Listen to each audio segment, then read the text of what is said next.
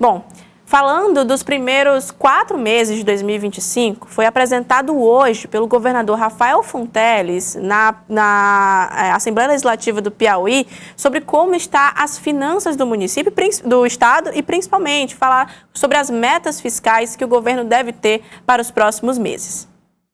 Mesmo com um cenário de dificuldades financeiras em âmbito nacional, de acordo com o balanço do primeiro quadrimestre de 2025, apresentado pelo governo à Comissão de Finanças na Assembleia, as contas do governo do Piauí seguem em equilíbrio. Durante os 4 primeiros meses do ano, o governo executou 8,4 bilhões em receita, uma variação positiva de 38% em comparação com 2024. Já as despesas correntes no quadrimestre de 2025 alcançaram um montante de 5,3 bilhões, representando um crescimento de 12,29%. Em relação ao gasto com saúde, o Estado aplicou 14,45%, ultrapassando o mínimo exigido em aplicação com saúde pela Lei de Responsabilidade Fiscal. A questão dos índices de cumprimento dos gastos com pessoal, dos limites de gasto em relação à saúde, à educação, como é que está a questão do cumprimento de resultado primário, resultado nominal.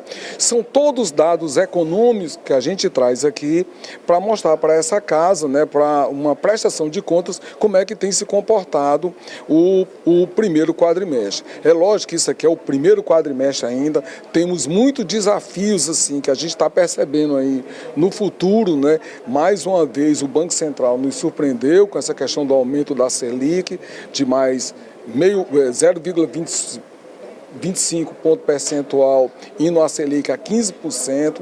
Os deputados sinalizaram as áreas de fiscalização prioritária junto ao parlamento. Uma vez que sabemos que o Estado vive hoje um equilíbrio, mas que sabemos também que a economia está hoje em processo constante de alterações.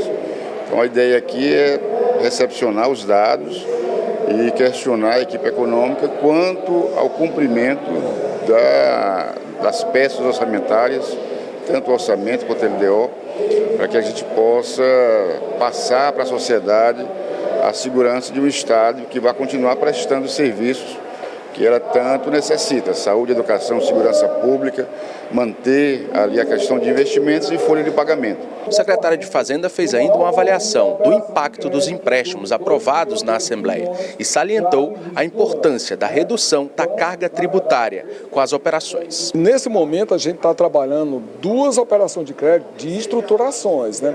Uma com o Banco do Brasil, né, da ordem de 5,8 bilhões, onde a gente está pegando várias dívidas junto ao Banco do Brasil, dívidas que têm um prazo de 10 a 12 anos e a gente está indo alongar para 25 anos, né, que aí você tem um serviço da dívida menor. E outro complemento desse alongamento da dívida, dessa reestruturação, é com o Banco Mundial no valor de 392 milhões, essa chegando a 30 anos, entendeu? Então, assim, é algo que a gente está trabalhando, né, para alongar também e diminuir essa questão do serviço da dívida durante o exercício 25, 26, né, para que sobre mais recursos, para que o Estado possa estar avançando também em melhoria na educação, na saúde, infraestrutura, naquilo que o Estado vem planejando. Isso é sempre um desafio, né? Até porque é um contexto coletivo, não é exclusivo do Piauí. O Brasil como um todo ele passa por algumas dificuldades em relação a equiparar a receita para o que gasta. É sempre uma dívida, uma conta difícil, mas a gente percebe, Tárcio, que trouxe uma dificuldade a mais devido à taxa Selic, a dificuldade de zerar o arcabouço, que era uma meta fiscal do governo federal. A avaliação, como você sentiu isso na Assembleia? É negativa, é positiva? O secretário usa o termo desafiador. O primeiro quadrimestre, Lívia, normalmente não apresenta muitos problemas. É um semestre em que a arrecadação é mais constante, você tem uma carga de impostos cobrados nesse primeiro quadrimestre, né? Então, por isso, os desafiadores são principalmente o segundo e aí o terceiro mais desafiador. Mas eu destacaria este ponto da elevação das receitas, o que é o desafio para todos os estados, e essa situação da Selic. Para você ter ideia, Lívia, o secretário falava, 0,5% que se aumenta na Selic, como o Banco Central aumentou agora, tem um impacto de cerca de mais de 20 milhões só em carga tributária para o estado. Ou seja, é uma carga pesada para os estados menores que arrecadam menos, como o Piauí, carregar. E tá, saindo do Piauí e falando de Brasília, ainda sobre o Piauí, o deputado federal Merlong Solano falou sobre o projeto de aumento das cadeiras no Congresso Nacional, na Câmara dos Deputados, e diz que a vitória é do Nordeste. Prejuízo muito grande, 5 estados do Nordeste perderiam vagas, o Piauí seria o mais prejudicado, perdendo 20% da bancada. Isso significa perder a força política, representação política, e perder recursos, não só os recursos das emendas, que já são importantes, mas também a capacidade que cada parlamentar tem de defender projetos de interesse de seus estados em Brasília. É desafiador, Tássio. Na Câmara passou por um fio esse projeto.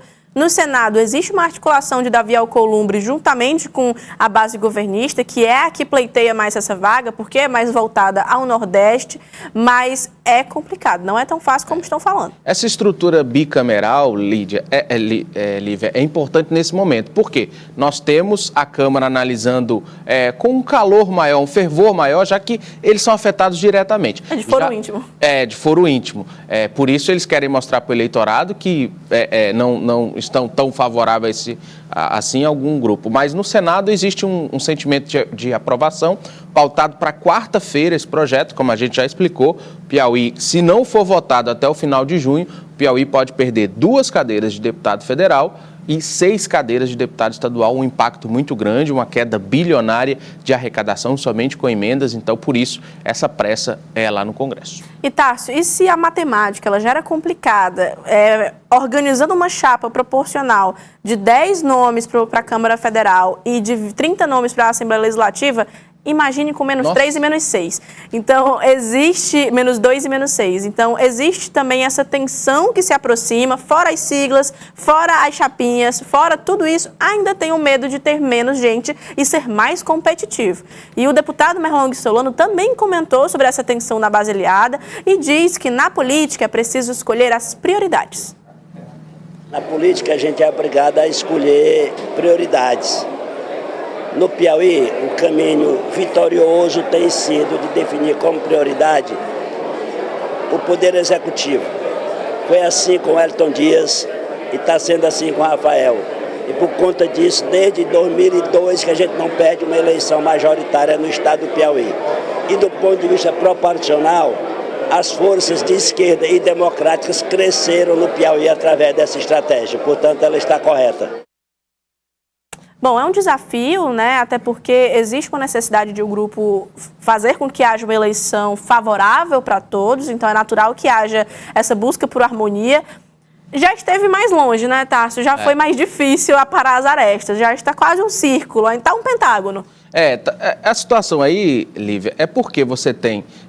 o PT não poderia ter tudo, a vaga de vice, uma vaga para o Senado, o governo, por isso o partido teve que escolher. E pelo que, apesar de publicamente o governador não confirmar, escolheu indicar o vice e não indicar a cadeira ao Senado. Por isso, sobrou para Flávio Nogueira, que tinha essa intenção e tudo acordado com a direção nacional. Então, na política, como na vida, você tem que escolher as prioridades, como disse o deputado aí, saber o momento de escolher as brigas e quais escolhas fazer. E hoje, durante a entrevista com o governador, ele escolheu as prioridades na resposta. Isso. Ele não se manifestou oficialmente, ipsiliteri, mas ele falou, a chapa majoritária terá PSD, MDB e PT. Pronto. O governador, até que eu me lembre, é do Partido dos Trabalhadores. Marcelo Castro é do MDB. Júlio César, PSD. Sobrou uma vaga em um partido. Sobrou a vice e a banca de especulações está aberta. São vários nomes. A gente já trouxe alguns aqui essa semana, mas da estrita confiança do governador e filiado ao PT. Esses 2 critérios eu diria que são irrevogáveis.